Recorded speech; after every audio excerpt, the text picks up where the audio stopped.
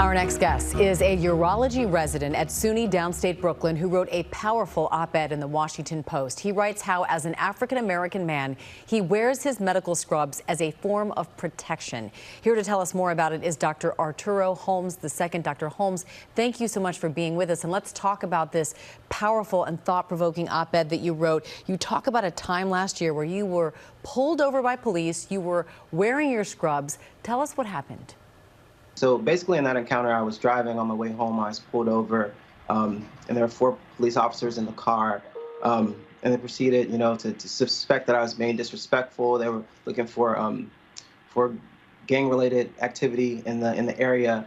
But when they noticed my scrubs, it seemed like the entire encounter shifted, and they let me go home safely.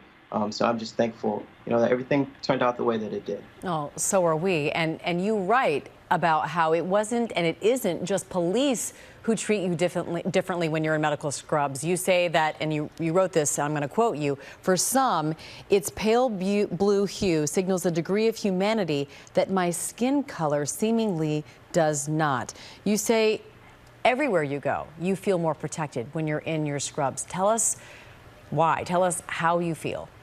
Like everyone, I go everywhere. I go to the grocery store. I ride my bike. I rollerblade. I do all sorts of things. I'm also a urology resident, so I take home call. Because I take home call, sometimes I wear my scrubs. If I'm on call and I have to, run an errand or something of that nature. What I noticed is that people kind of treat me differently. They're nicer. They don't follow me around in stores. I'm less likely to get pulled over, things like that, when I'm in my scrubs versus when I'm not in my scrubs. It's not a situation where I, one day woke up in the morning and was like, I'm going to wear my scrubs everywhere. This is something that I kind of just noticed myself doing and decided to share. I got to say, just hearing you say that gave me chills because it's something that I've never had to think about. And so what do you want people to take away from hearing your story?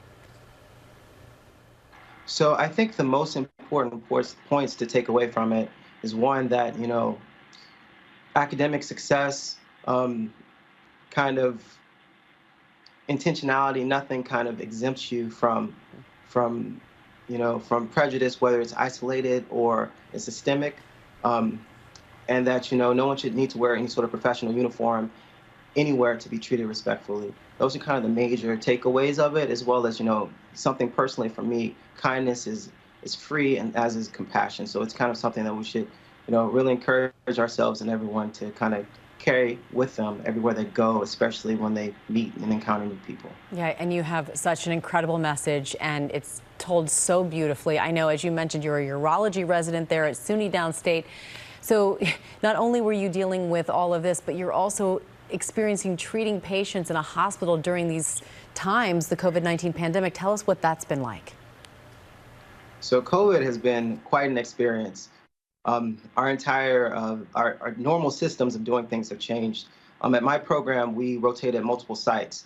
Different sites have had different roles in the pandemic and have kind of utilized the manpower that they have differently. So in some sites, urology residents have folded in to help in the EDs. Some sites, urology residents have folded into the medicine teams to assist. In other sites, patients that came in and presented to the emergency room with COVID symptoms and were sent home, the urology residents and other surgical residents and services actually assisted with doing follow-up calls for those patients.